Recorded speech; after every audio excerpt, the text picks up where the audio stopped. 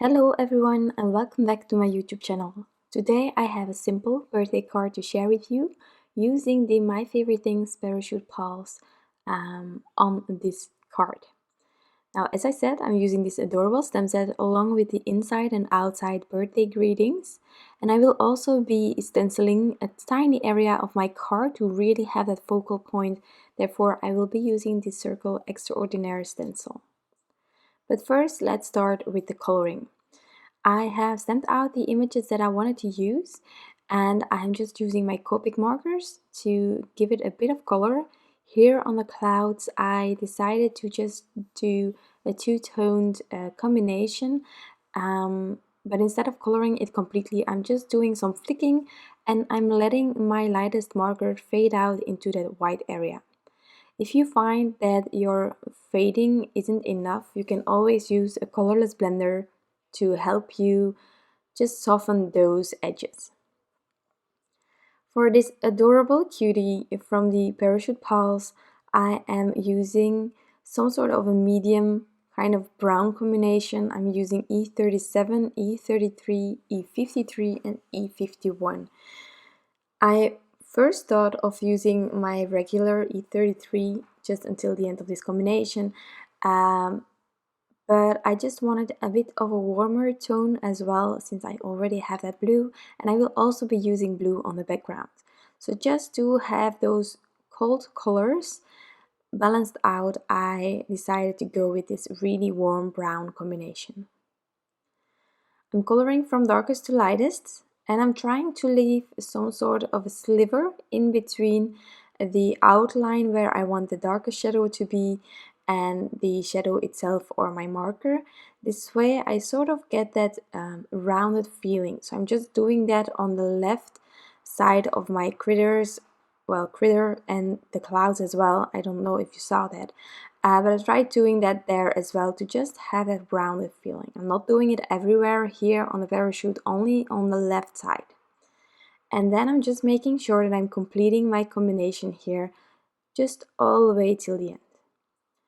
Now a really bright green here. I adore this combination. It's the yellow green 17, 03 and 00.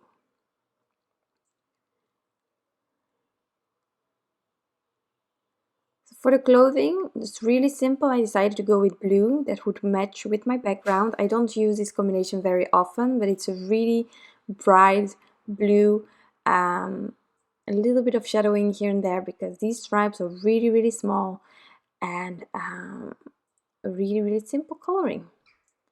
So that is the coloring for this card. I decided to take the matching dies and cut everything out, and then I could start on my panel. So I have an A2 sized panel, just die cut with the basic rectangles from Mama Elephant. Any rectangular die that cuts out an A2 would give this result. I'm just really bad at cutting panels to the right size myself. So I took the Tumbled gloss, which is a really soft blue combination. Since I used that blue on the clothing and the clouds, I thought this was going to match. I also added a little bit of Mermaid Lagoon, which is a distress ink that I don't use often. I just really adore the cracked pistachio. And so these two don't get enough attention except when I'm doing like a really dark background maybe, but I don't use them often. So I decided to also do a bit of splattering here, but really a tiny bit. This paper cannot handle water really well. It's a Transotype perfect coloring paper. I love it, but adding too much water to the distress inks to splatter would also sort of rip the paper a bit. So I tried to limit it as much as possible, but just because of this simple design, I thought maybe a bit of splattering would do just the trick. If I wouldn't have stamped out my sentiment, well, I wanted to have it sort of overhang that circle, but if that wasn't the case, I would also have splattered with some white gouache, but that white gouache can resist the black ink that you want to use for your sentiment, so therefore I didn't use the white gouache. And I could still do it afterwards, but call me lazy. I didn't want to sort of half mask off my sentiment and then lay that stencil again, so I just skipped that idea. Now next I am filling up my images with some thin foam squares here. I got a nice idea by one of you to put several layers of the die cut behind the critters to also make it a bit sturdier, which is a great idea, I think. Or if you're running out of thin foam squares or just foam in general, or you want a bit of a budget-friendlier way to reinforce your images or get a bit of dimension, that's definitely a way to go. And then here I just added the panel on top of a card base. I'm just using a bit of Stickles here and there on the clouds. I'm not covering them completely, mostly where I have my shadowing as well, to just give it a bit of something extra. And then I think this card is completely finished. You can definitely add embellishments, but I found that the clouds were just enough, as well as with the glitter on them. So this is my really clean and simple card for today.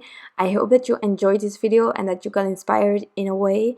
I want to thank you all for stopping by and taking the time to watch this video, and I will be soon back with some new crafting inspiration. Bye!